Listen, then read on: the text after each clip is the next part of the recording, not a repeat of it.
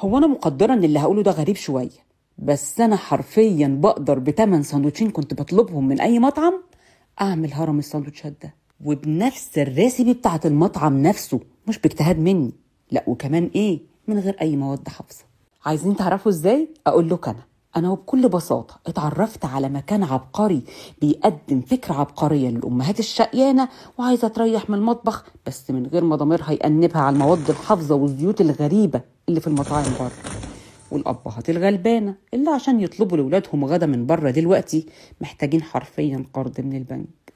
المكان ده اسمه فروزن، وفروزن فكروا فكرة جميلة قوي بره الصندوق، وهي انك بمنتهى البساطة تتصلي بالتليفون وتحددي اسم الساندوتش او الوجبة اللي كنت بتشتريها من المطعم، فيقولك على مكوناتها الأصلية من عيش لنوع لحوم لبطاطس لتوليف الصوصات، ويبعتوها لك فتحطيها في الاير فراير بتاعك وتروحي جاية مجمعة كل الحاجات دي على بعض، وفي ثواني الغدا يكون جاهز.